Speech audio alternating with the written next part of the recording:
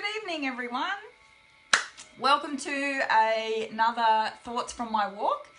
Tonight or this afternoon, I've just come in from the horses and I was working with a couple of them this afternoon. So I went and grabbed Cooper and Galliano out of their paddock this afternoon, and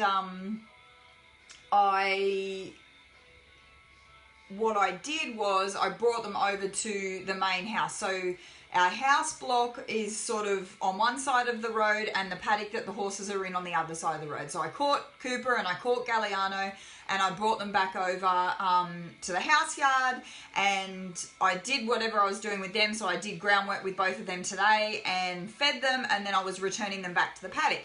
And I live on a fairly busy road, and so efficiency when getting in and out of the gate is paramount. So I've got a paddock and I've got two horses waiting in the paddock for Cooper and Galliano to come in, and as I was approaching the gate, I realized that I had Cooper on my right hand side and I had Galliano on my left. And the way that the gate's configured, the way that it opens, that meant that I had to put Cooper in the paddock first.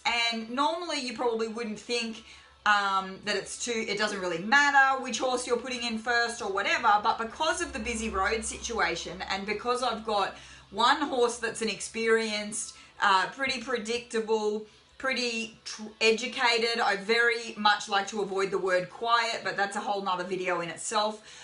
Cooper's pretty good about most things, and I've got a young horse that's just been restarted in January, that's just been turned out for 6 weeks with no work at all, and she's young and she's excitable and she's quite hot and things like that, and she hasn't done the miles that Cooper's done. So to my mind, what I want to do is I want to get her in the paddock first, because if something came, if a motorbike came past or a truck, and they live on a busy road, it's unlikely that either of them would have a problem with any of those things.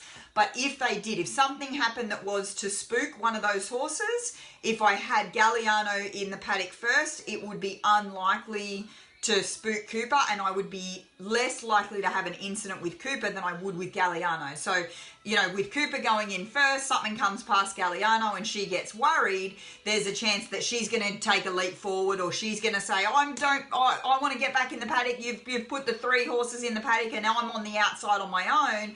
So there's a lot of little incidents that when you start thinking about it, you start going, okay, putting the quiet horse in first probably isn't the best idea, whereas getting the young horse in the paddock first, the one that's more unpredictable, and then having the quiet horse standing out patiently and waiting with you, you're unlikely to have an incident where, or hopefully you're less likely, so you're reducing risk.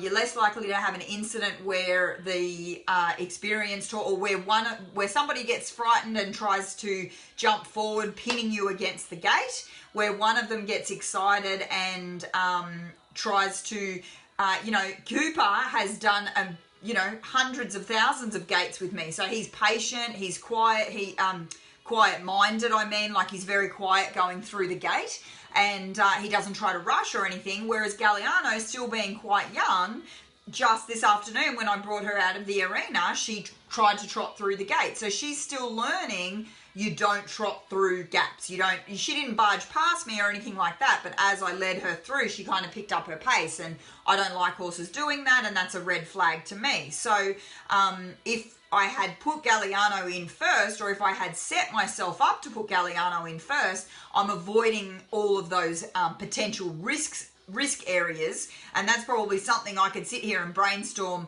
I've just named 2 incidents that could happen, and I could probably name another 10 if you gave me the time. But this video isn't about what could have happened. This video is about, if I had taken a moment to think to myself, okay, what's going to happen when I get across the busy road and put the 2 horses in the paddock? Who do I want to go in first? It would have meant that I would have had Galliano in my right hand and Cooper in my left hand. And with that in mind as well, my right hand is my dominant hand, and so it's probably better to have my dominant hand with the less experienced horse and my more experienced horse in the in my left hand or my non-dominant hand. So how far ahead are you thinking? What are you sort of thinking in regards to, how many moves ahead are you basically? And today I wasn't, obviously. I made that mistake and nothing happened and it was all fine and all the rest of it. But as I kind of got to the gate, I went, oh, darn it. I haven't thought this through. Whereas if we just take those, it would have only taken me 10 seconds to go, okay, where am I going? Yep, this is the order that I want the horses in. So I just thought I'd share it with you as I do with my thoughts from my walk. How many steps ahead are you? Can you think about what's about to happen 2 or 3 steps ahead, and can you prepare for that better? So I hope everyone's had a great Easter. I hope you all got some horsey time over the Easter weekend, and I look forward to seeing you all this weekend if you're going to be on the Gold Coast for my course, and everybody else, I'm sure I will see you around the traps or online or whatever. So have a great Tuesday evening. Thanks for watching.